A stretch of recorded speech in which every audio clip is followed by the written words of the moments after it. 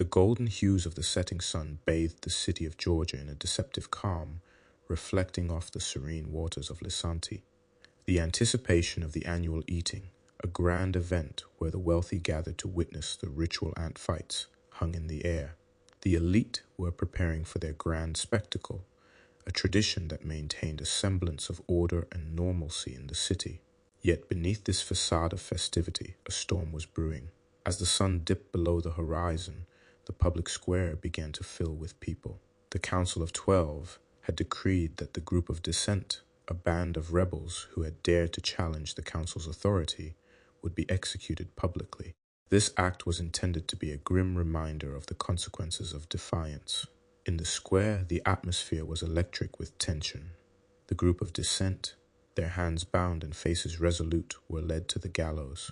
The citizens watched in a mixture of fear, anger, and despair. This was not just a punishment. It was a spectacle designed to break the spirit of rebellion. The leader of the group, a man named Arian, stood tall, his eyes scanning the crowd. "We die today," he said, his voice carrying over the murmurs, "but our cause lives on. The lattice of life is not a tool of control. It is the essence of our freedom." As the executioner stepped forward, the crowd fell silent. The crack of the trapdoor echoed through the square, and with it, a collective gasp. The bodies of the dissenters hung lifeless, a stark symbol of the council's ruthless grip on power. In the aftermath, a palpable change swept through Georgia. The sight of the hanging bodies had shattered something fundamental within the populace. The lattice of life, once a beacon of hope and unity, now seemed like a cruel joke. The despair turned into anger, and anger into violence. That night, the city erupted. Robberies, assaults, and riots broke out in the streets. The thin veneer of civilization peeled away, revealing the raw desperation underneath. Homes were looted, businesses burned, and the air was filled with the sounds of chaos. The echoes of the public hanging lingered in the minds of Georgia's citizens, casting a shadow over the city. The brutal display had shattered the fragile peace, and the once vibrant streets now teemed with unrest. The anticipation of the annual eating, meant to be a time of unity and celebration for the elite, felt hollow and disconnected from the reality faced by the majority. The divide between the rich and the poor grew starker by the day. While the wealthy continued their preparations for the eating, securing their seats and planning elaborate feasts, the rest of the city descended into chaos. The opulent homes of the rich stood in stark contrast to the dilapidated buildings and violent streets where the poor struggled to survive. In the heart of Georgia, families and communities that once thrived on mutual trust and cooperation were now torn apart by fear and desperation. Looting and violence became commonplace as people fought for scarce resources. The social fabric of the city, once held together by the belief in the lattice of life, began to unravel. Elara and her brother, who had once found solace in their tight-knit neighborhood, now faced the daily threat of violence. Their home, which had been a place of warmth and security, was invaded by looters one night. Elara watched in horror as masked figures tore through their belongings, searching for anything of value. The sense of safety they had once taken for granted was gone, replaced by a pervasive sense of dread. In another part of the city, Marcus and his small group of rebels, inspired by the last words of Arian, the executed leader of the dissenters, met in secret to discuss their next move. "We need to strike back," Marcus said, his voice filled with determination. "The council can't be allowed to continue their tyranny. We must show the people that they still have power." The rebels knew their actions carried great risk, but desperation had bred courage. They planned their first act of defiance, disrupting the preparations for the eating. It was a bold move, meant to send a message to the elite that their wealth and privilege would not protect them from the consequences of their actions. Meanwhile, the Council of 12 faced their own internal conflicts. The violence in the streets and the growing unrest among the populace were symptoms of a deeper issue. The Council's authority was slipping, and their attempts to maintain control through traditional means, speeches, minor reforms, and limited policing, proved ineffective.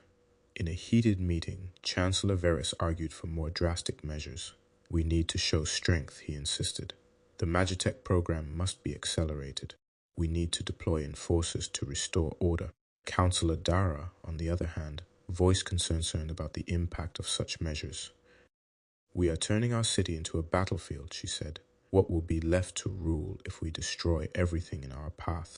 The debate raged on, highlighting the growing divisions within the council itself. While some members pushed for authoritarian measures, others worried about the long-term consequences of such actions. As the council deliberated, the streets of Georgia remained volatile. The violence showed no signs of abating, and the anticipation of the eating did little to calm the nerves of the populace. The event, once a symbol of unity and celebration, now seemed like a cruel mockery of their suffering. In the marketplace, Alara watched as wealthy merchants continued to trade in luxury goods, seemingly oblivious to the chaos around them. "They feast while we starve," she muttered to her brother. "One day, they will pay for their arrogance." The desperation and anger among the people grew, and small acts of resistance began to surface. The new dawn, Marcus's group executed their plan to disrupt the eating preparations. They targeted the supply routes and sabotaged the grand banquet halls, sending a clear message to the elite. The night of the eating approached, cloaked in an uneasy calm. The wealthy gathered in their opulent halls, dressed in their finest attire, but the air was thick with tension.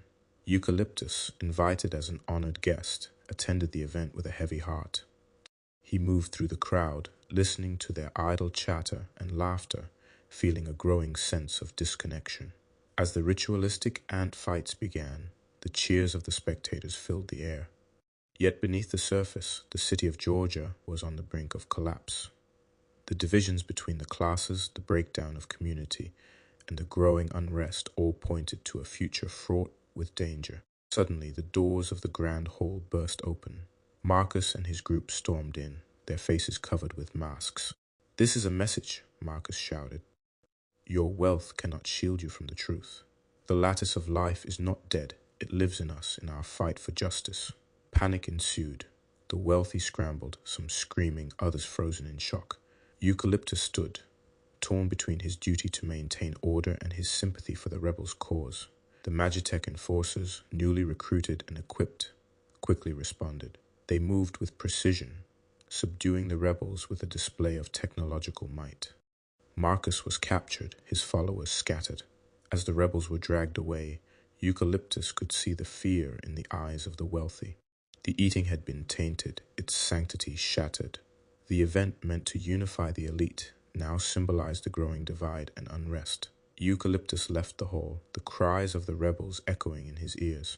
He walked through the dark streets, the weight of the city's fate heavy on his shoulders. The chaos and bloodshed he had witnessed fueled a deep, simmering rage within him. The horrors of Agabath and the macabre scene involving Leora and Nissa had already pushed him to the brink. He did not seek solace or redemption. Instead, he embraced the darkness. He retreated to a hidden, shadowy grove near the waters of Lysanti. There, surrounded by ancient trees and the whispers of the wind, Eucalyptus began to channel his anguish and guilt into dark rituals. He conjured dark magic, the energy swirling around him, reflecting his internal dissent. Driven by the need for power and control, Eucalyptus set up a secret lab in the grove. Using a combination of dark magic and magitech, he began conducting experiments, trying to merge the two to create powerful weapons and beings. The once peaceful and connected Eucalyptus was now driven by a desire to harness and master these forbidden arts.